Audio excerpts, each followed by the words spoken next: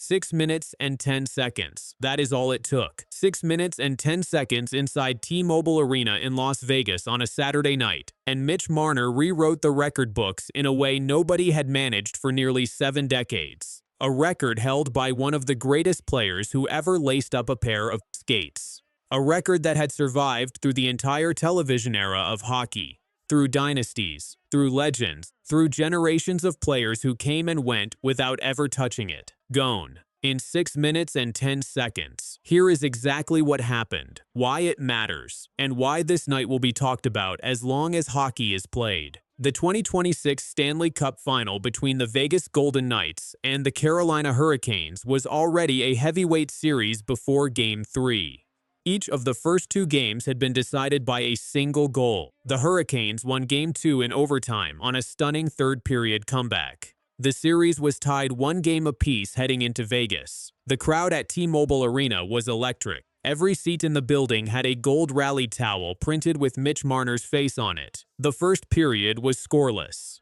Quiet. Both teams feeling each other out. Nobody could have predicted what was about to happen. Then the second period started, and Mitch Marner took over the entire game. It began at 10:26. Tomas Hertl opened the scoring for Vegas, and Marner picked up the assist. 16 seconds later, with the puck deep in the Carolina zone, Marner backhanded a shot toward the crease. Carolina defenseman Sean Walker tried to deflect it to safety and instead put it into his own net. Marner was the last Golden Knight to touch the puck. The goal was his. Vegas led 2-0. That was goal number 1. Just under 4 minutes later, Golden Knights defenseman Braden McNabb, playing with a full-face cage after taking an 87-mile-per-hour shot to his face in Game 2 and being rushed to a hospital in Raleigh, forced a Carolina turnover along the boards. McNabb slid the puck to Marner, cutting through the zone. Marner read the goaltender, deked left, and slipped the puck through the 5-hole on Frederik Andersen. Vegas led 3-0. That was goal number 2. 2 minutes and 18 seconds later, Marner received the puck on the right circle, wound up, and fired a slap shot past Andersen before the Carolina goaltender could react. The hat trick was complete. Hats rained down from the upper deck and covered the ice surface at T-Mobile Arena in Las Vegas. The arena staff spent several minutes clearing the ice. That was goal number 3. 3 goals. 1 period. 6 minutes and 10 seconds. The previous record of 6 minutes and 21 seconds had been set by Maurice Richard, known simply as the Rocket, during Game 1 of the 1957 Stanley Cup Final between the Montreal Canadiens and the Boston Bruins. The Rocket scored 4 goals that night in a 5-1 victory, 3 of them coming in a blistering stretch in the second period. Montreal went on to win the Cup that year, one of 8 championships Richard won across his legendary career. Maurice Richard was not just a hockey player. He was a cultural force in Quebec. He was inducted into the Hockey Hall of Fame in 1961. The NHL Goal Scoring Award is named after him. His record from that April night in 1957 had survived 69 years without anyone coming close to breaking it, until a kid from Markham, Ontario, who spent 9 years being told he could not perform in big moments, erased it in the second period of Game 3 of the 2026 Stanley Cup Final. Marner also became only the 7th player in the entire history of the NHL to score a natural hat trick in the Stanley Cup Final, joining legends like Gordie Howe, Ted Lindsay, and Sam Reinhart. He became the first player since Frank Foyston in 1919 to record 4 points in a single period of a Stanley Cup Final game. His coach, John Tortorella, was asked about the performance afterward. He kept it simple. "Mitch is Mitch," Tortorella said. "He does everything as a player." He was certainly a huge piece tonight. Jack Eichel, who had watched entire second period from the bench alongside Marner, just shook his head. "It was incredible," Eichel said. Even Carolina's Taylor Hall, whose team had just been torn apart by Marner, gave him his due. "He is very tough to get a lick on," Hall said. "He is hard to hit, he is slippery, and he is more sturdy than he looks." And then there is the Toronto angle, because there is always a Toronto angle with Mitch Marner.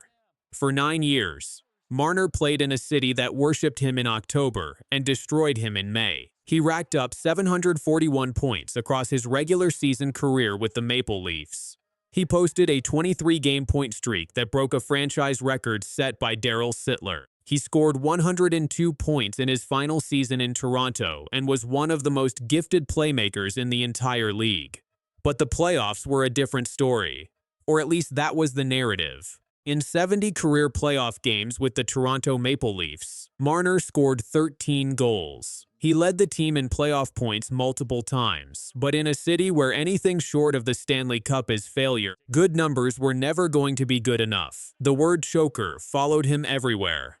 Every early exit, every quiet elimination game, every moment the Leafs went home in April or May, Marner's name was attached to it. On July 1, 2025, the Maple Leafs traded Mitch Marner to the Vegas Golden Knights in a sign-and-trade. They received center Nick Roy in return. Marner signed an 8-year deal worth $12 million per year with Vegas. In the 2026 Stanley Cup playoffs, Marner scored 10 goals in 19 games, matching the same total he scored across 7 full playoff runs with Toronto. He also added 18 assists for 28 total points, leading every single player in the entire postseason by 8 points. The night Game 3 ended, former NHL player Ryan Whitney put it more bluntly than most. He posted, "Marner again. Conn Smythe. Run out of town and has his second hat trick of the playoffs. Toronto, his second hat trick of the playoffs." That part cannot be overlooked. Marner had already scored a natural hat trick in the second round against the Anaheim Ducks. Game 3 of the Stanley Cup Final was his second in the same postseason. Now here is where the night took a turn nobody expected. Vegas led 4-0 heading into the third period.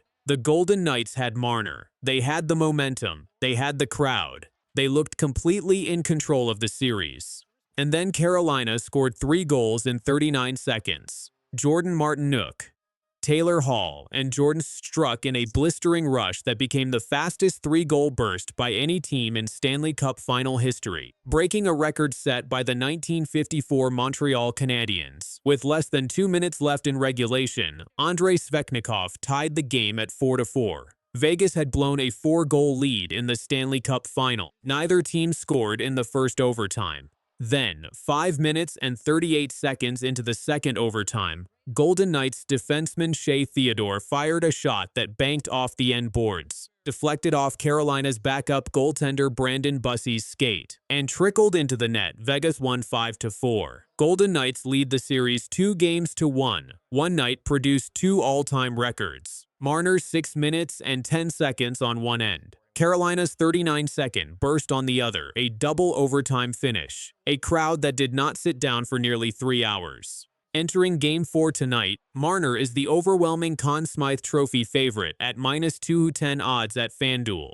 Mark Messier, a 6-time Stanley Cup champion, watched the game from the arena and said afterward, "Special player. You cannot teach what he has. Teams through their whole existence are looking for players like that." 6 minutes and 10 seconds, a record held for 69 years. A player told he could never perform in big moments. A city that let him go for Nick Roy. And now, 2 wins away from the Stanley Cup in Las Vegas, Mitch Marner is rewriting history one period at a time.